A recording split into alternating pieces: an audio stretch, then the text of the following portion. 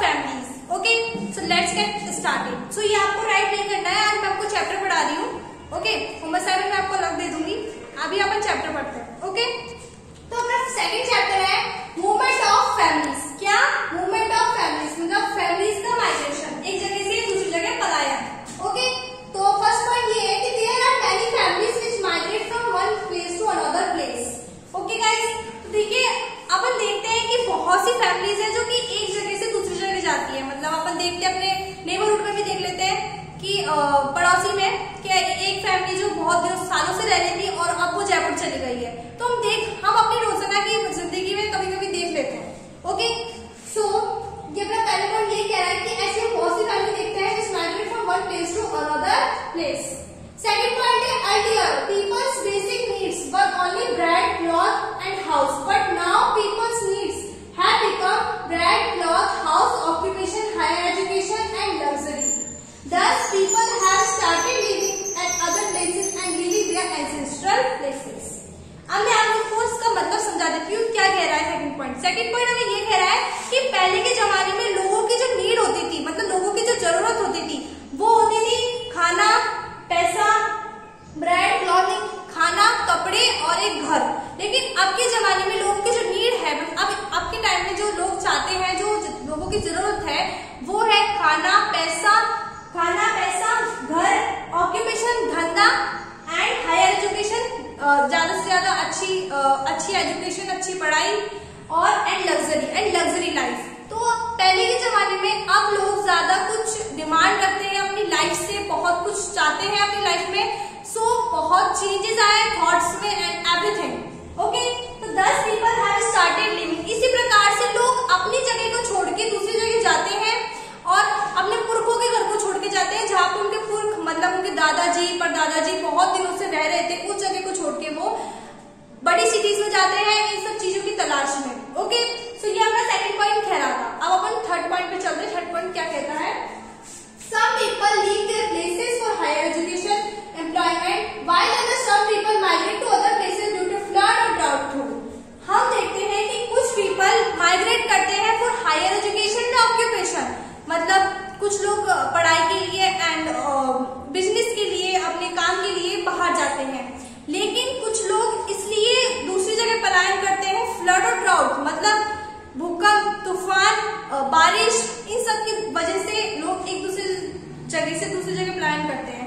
तो बहुत से रीजन होते हैं अलग अलग फैमिलीज के. कुछ क्या फैमिली क्या किस वजह से माइग्रेट कर रही है, कुछ किस वजह से कर रही है. ओके, फोर्थ पॉइंट अपना to settle in a new place people have to procure new facilities.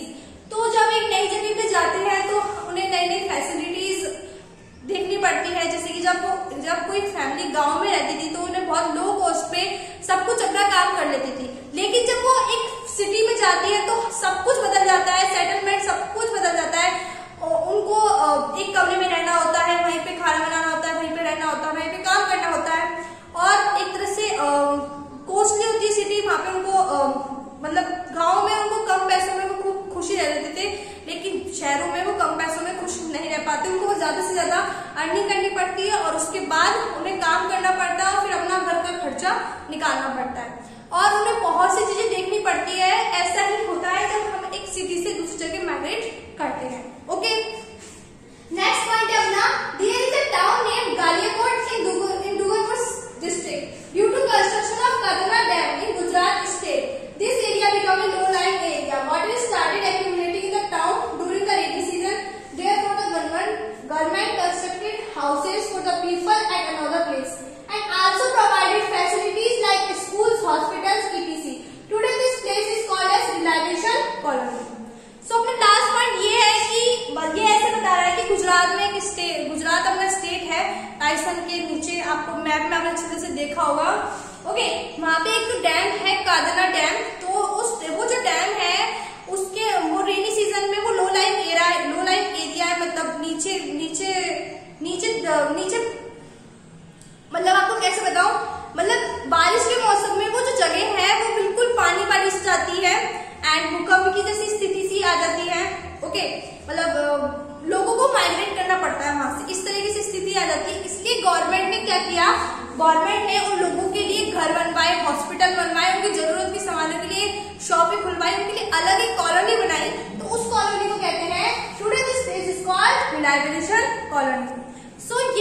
अपने चैप्टर का था सार, मैंने आपको पूरा चैप्टर इस तरीके से पढ़ा दिया है। तो मैं आपको थोड़ा सा बुक वाली से बता देती हूँ। मैंने आपको बताई थी आपकी बुक है, इस बुक में से अपन पढ़ रहे हैं, तो थोड़ा सा मैं बुक का एग्जाम्पल भी ले लेती हूँ। ओके, क्योंकि बुक भी देखना जरूरी है। वैसे मैंने बुक में से पूरा पढ़ाया, लेकिन एक और एग्जाम्पल आपको मैं बुक का बता देती हूँ। जैसे कि इसमें दे रखा है बिट्टू की फैमिली का, तो Bittu's family is one such family. तो बिट्टू की जो फैमिली है वो भी इन्हीं फैमिली में से एक है, जो एक जगह से दूसरी जगह जिसने पलायन किया है, एक जगह से दूसरी जगह जो फैमिली गई है। Bittu's family lived in A village. Bittu की जो फैमिली है वो विलेज में रहती है। Okay, it did agriculture. ये इसकी फैमिली, ये जो फैमिली है एग्रीकल्चर करती है, मतलब इनकी जो फैमिली का मनी का जो स्रोत है वो क्या है, एग्रीकल्चर, मतलब farming. Okay, Bittu's family face starvation due to famine for 3 years continuously. Bittu की जो फैमिली है उन्हें स्टार्वेशन मतलब भूखमरी का सहना पड़ा 3 सालों तक बिना बारिश के। Okay, thus Bittu went to his nephew's place. तो अब बिट्टू अपने नेफ्यूज मतलब अपने चाचा के विलेज में चला गया है, मतलब चाचा के विलेज में वो माइग्रेट उन्होंने कर लिया है, अलॉन्ग विद हिज फैमिली, अपनी फैमिली के साथ और अपने जानवरों के साथ, विद कैटल टू, अपने जानवरों के साथ। There he got a house on rent, वहां पे उसने किराए का घर लिया है, and started searching for some work, और वो काम की तलाश में दौड़ रहा है। मैं आपको एग्जाम्पल बता रही हूँ उसमें कैसे कैसे पलायन होता है। After some time he got work, थोड़े दिन बाद उसको वर्क मिला, so he lived there only with his family, और वो अपनी फैमिली के साथ रहने लगा। It was not easy to live there, वहां पे रहना मुश्किल था, मतलब बहुत आसान नहीं था वहां पे रहना। He started missing his village, वो अपने गांव को बहुत याद करता है। After few months, कुछ महीनों के बाद, he came to know that this time his village has received good rain। अब कुछ महीनों के बाद उसको ये पता चला है कि उसके विलेज में बहुत अच्छी बारिश हुई है, तो इस वजह से वो खुश होकर अपने गांव वापस चला गया। तो इसी प्रकार से आपकी बुक में बहुत सारे एग्जाम्पल दे रखे हैं, तो मैं आपको ये सजेस्ट करूंगी कि आप अपनी बुक को अच्छे से पढ़े। आज मैंने आपका चैप्टर पढ़ाया है, कल मैं आपको ईवीएस के क्वेश्चन आंसर करवाऊंगी। क्या करवाऊंगी? Question answer. तो अच्छी तरह से आप चैप्टर पढ़िए, और आपको होम असाइनमेंट आज ये है, लर्न द मेन पॉइंट्स। इन सभी पॉइंट्स को ध्यान में रखना है, याद करना है, जैसे कि रिलाइजेशन कॉलोनी क्या होता है। ओके, तो सबको ध्यान में रखना है, याद करना है, एंड कंप्लीट द वर्क, जो कि मैंने आपको चैप्टर फर्स्ट के क्वेश्चन आंसर करवाए थे, वो वर्क आपको मेरे ईवीएस के नोटबुक में उतारना है, और इसको उतारना नहीं है, कल से मैं आपको जो वर्क दूंगी वो आपको वर्क करना है। ये तो मैंने आपको आज चैप्टर पढ़ाया। ओके, और ये होम असाइनमेंट ध्यान में रखना, and meet you in the next video. Bye.